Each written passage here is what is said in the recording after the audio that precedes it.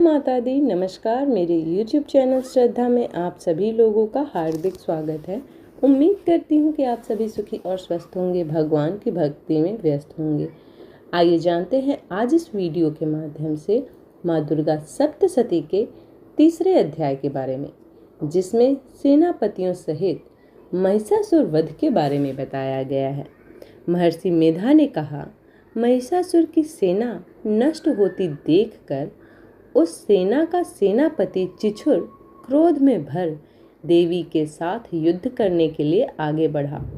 वह देवी पर इस प्रकार बाणों की वर्षा करने लगा मानो सुमेरु पर्वत पानी की धारा बरसा रहा हो। इस प्रकार देवी ने अपने बाणों से उसके बाणों को काट डाला तथा उसके घोड़ों व सारथी को मार दिया। साथ ही उसके धनुष और उसकी अत्यंत ऊंची ध्वजा को भी काटकर नीचे गिरा दिया। उसका धनुष कट जाने के पश्चात उसके शरीर के अंगों को भी अपने बाणों से बींध दिया। धनुष, घोड़ों और सारथी के नष्ट हो जाने पर वह असुर ढाल और तलवार लेकर देवी की तरफ आया। उसने अपनी तीक्ष्ण धार वाली तलवार से देवी के सिंह के मस्तक पर प्रहार किया और बड़े वेग से देवी की बाईं भुजा पर वार किया, किंतु देवी की बाईं भुजा को छूते ही उस दैत्य की तलवार टूटकर दो टुकड़े हो गई। इस दैत्य ने क्रोध में भरकर शूल हाथ में लिया और उसे भद्रकाली देवी की ओर फेंका। देवी की ओर आता हुआ वह शूल आकाश से गिरते हुए सूर्य के समान प्रज्वलित हो उठा। उस शूल को अपनी ओर आते हुए देखकर देवी ने भी शूल छोड़ा और महाअसुर के शूल के 100 देव टुकड़े कर दिए और साथ ही महाअसुर के प्राण भी हर लिए। चिछुर के मरने पर देवताओं को दुख देने वाला चामर नामक दैत्य हाथी पर सवार होकर देवी से लड़ने के लिए आया और उसने आने के साथ ही शक्ति से प्रहार किया, किंतु देवी ने अपने हुंकार से ही उसे तोड़कर पृथ्वी पर डाल दिया। शक्ति को टूटा हुआ देखकर दैत्य ने क्रोध से लाल होकर शूल को चलाया, किंतु देवी ने उसको भी काट दिया। इतने में ही देवी का सिंह उछलकर हाथी के मस्तक पर सवार हो गया और दैत्य के साथ बहुत ही तीव्र युद्ध करने लगा। फिर वह दोनों लड़ते हुए हाथी पर से पृथ्वी पर आ गिरे और दोनों बड़े क्रोध से लड़ने लगे। फिर सिंह बड़े जोर से आकाश की ओर उछला और जब पृथ्वी की ओर आया तो अपने पंजे से चामर का सिर धड़ से अलग कर दिया। क्रोध से भरी हुई देवी ने शिला और वृक्ष आदि की चोटों से उदग्र को भी मार दिया। कराल की दांतों, मुक्कों और थप्पड़ों से चूड़ कर डाला। क्रुद्ध हुई देवी ने गदा के प्रहार से उद्दत दैत्य को मार गिराया। भिंदीपाल से वाष्पकल को बाणों से ताम्र तथा अंधक की मौत को घाट उतार दिया।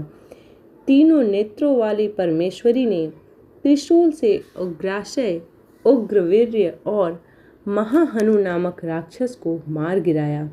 उसने अपनी तलवार से विडाल नामक दैत्य का सिर काट डाला तथा अपने बाणों से दुर्धर और दुर्मुख राक्षसों को यमलोक को पहुंचा दिया। इस प्रकार जब महिषासुर ने देखा कि देवी ने मेरी सेना को नष्ट कर दिया है, तो वह भैंसे का रूप धारण कर देवी के गढ़ों को दुख देने लगा। उन गढ़ों में कितनों को उसने मुख के प्रहार से, कितनों को खुरों से, कितनों को पूंछ से, कितनों को सिंगों से, बहुतों को दौड़ाने के वेग से, अनेकों को सिंहनाद से, कितनों को चक्कर देकर और कितनों को श्वास वायु के झोंके से पृथ्वी पर गिरा दिया। वह दैत्य इस प्रकार गढ़ों की सेना को गिरा देवी के सिंह को मारने के लिए दौड़ा। इस पर देवी को बड़ा गुस्सा आया। उधर दैत्य भी क्रोध में भरकर धरती को खूरों से खोदने लगा तथा सिंगों से पर्वतों को उखाड़ उखाड़ कर धरती पर फेंकने लगा और मुख से शब्द करने लगा। महिषासुर के वेग से चक्कर देने के कारण पृथ्वी क्षुब्ध होकर फटने लगी। उसकी पूंछ से टकराकर समुद्र चारों ओर फैलने लगा। हिलते हुए सिंगों के आघात से मेघ खंड खंड हो गए और श्वास से आकाश में उड़ते हुए पर्वत फटने लगे। इस तरह क्रोध में भरे हुए राक्षस को देख चंडिका को भी क्रोध आ गया और वह उसे मारने के लिए क्रोध में भर गई। देवी ने पास फेंक कर दैत्य को बांध लिया और उसने बंध जाने पर दैत्य का रूप त्याग दिया और सिंह का रूप बना लिया। और ज्यों ही देवी उसका सिर काटने के लिए तैयार हुई, उसने पुरुष का रूप बना लिया जो कि हाथ में तलवार लिए हुए था। देवी ने तुरंत ही अपने बाणों से के साथ उस पुरुष की उसकी तलवार ढाल सहित बींध डाला। इसके पश्चात वह हाथी के रूप में दिखाई देने लगा और अपनी लंबी सूंड से देवी के सिंग को खींचने लगा और गरजने लगा। देवी अपनी तलवार से उसकी सूंड काट डाली। तब राक्षस ने एक बार फिर भैंसे का रूप धारण कर लिया और पहले की तरह चर अचर जीवों सहित समस्त त्रिलोकी को व्याकुल करने लगा। इसके पश्चात क्रोध में भरी हुई देवी बारंबार उत्तम मधु का पान करने लगी और लाल लाल नेत्र करके हंसने लगी। उधर बलवीर्य तथा मद से क्रोध हुआ दैत्य भी गरजने लगा। अपने सिंगों से देवी पर पर्वतों को फेंकने लगा। देवी अपने वाणों से उसके फेंके हुए पर्वतों को चूर्ण करती हुई बोली, ओ मूढ़, जब तक मैं मधुपान कर रही हूँ तब तू गरज ले और इसके पश्चात मेरे हाथों तेरी मृत्यु हो जाने पर देवता गरजेंगे। महर्षि मेधा ने कहा। यह कहकर देवी उछलकर उस दैत्य पर जा चढ़ी और उसको अपने पैर से दबाकर शूल से उसके गले पर आघात किया। देवी के पैर से दबने पर भी दैत्य अपने दूसरे रूप से अपने मुख से बाहर होने लगा। अभी वह आधा ही बाहर निकला था कि देवी ने अपने प्रभाव से उसे रोक दिया। जब वह आधा निकला हुआ ही दैत्य युद्ध करने लगा तो देवी ने अपनी तलवार से उसका सिर काट दिया।